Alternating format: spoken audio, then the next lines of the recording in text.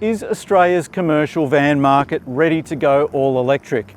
We already have a couple of BEV options in the medium van space in Australia, and we've come here to Frankfurt in Germany for the European launch of another, Ford's new e-Transit Custom. So, is your business ready for its first electric van? And how do you think the e-Transit Custom will stack up? Let me know in the comments below, and for now, let's take a closer look at Ford's latest.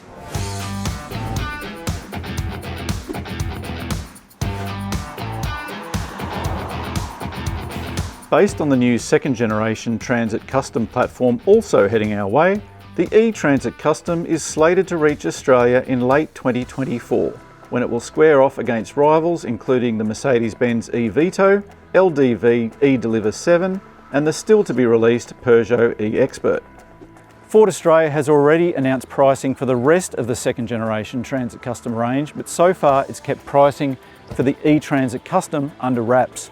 E-Transit Custom spans several variants in Europe, including a base spec 100 kilowatt model, a 160 kilowatt e-Transit Custom Sport, and the racy 210 kilowatt MSRT edition, among others.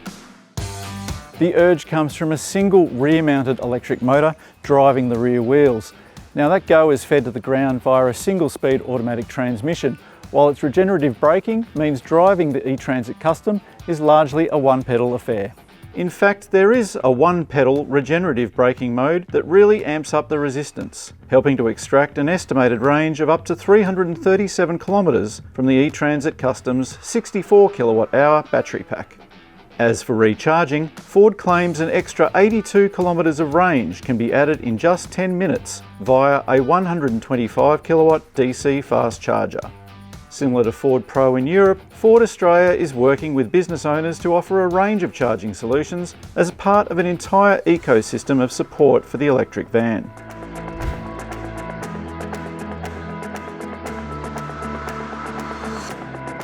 There are plenty of big changes inside the cab too. We've got a new 13-inch touchscreen running Ford's Sync 4 multimedia platform. There's more footroom, that's due to the front wheels and the struts being moved a bit further forward. And it's a flat floor for really good cross-cab access, so you can exit the vehicle easily on either side. You don't have to get out in busy traffic. The area's been tidied up because we've got a column-mounted gear selector and an electric park brake. And then on the passenger side, we've got a roof-mounted airbag, which has freed up room for more storage there where you can fit a laptop. The instrumentation is neat and nicely presented. There's wireless smartphone charging as standard, and, in a first for Ford in Australia, the e-Transit Custom will come with an embedded 5G modem for improved connectivity and over-the-air updates. Because at heart this is a workhorse after all, so it's really pleasing to see that Ford has ticked all the boxes when it comes to the e-Transit Custom's well-equipped load bay.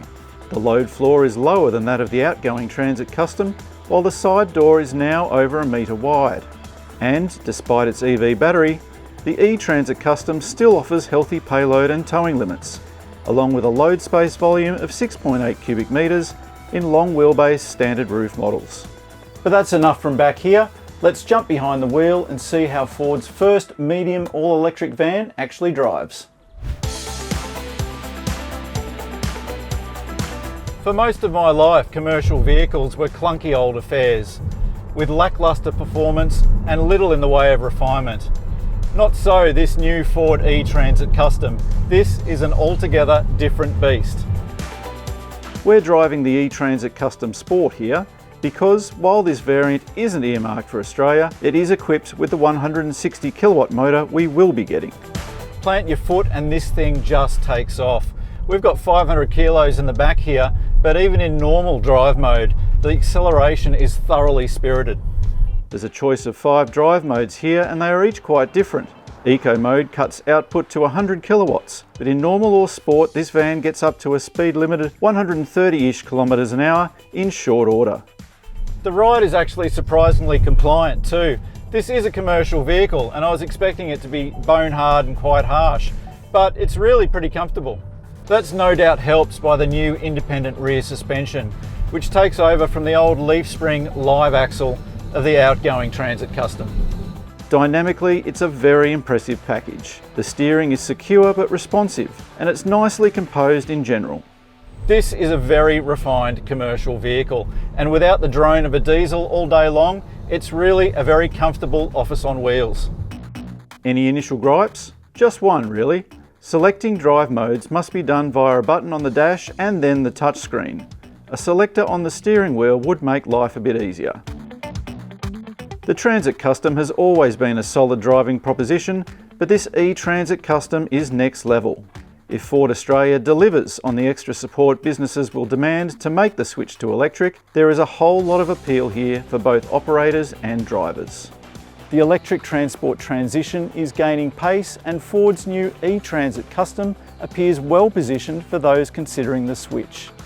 Local pricing and of course suitability of application will be key to determining this model's uptake. But we can say that as an efficient workhorse without the emissions, Ford's new e-Transit Custom is shaping up incredibly well. Thanks for watching. If you like this video, like and subscribe, and don't forget to let us know what you think of the new Ford e-Transit Custom in the comments below.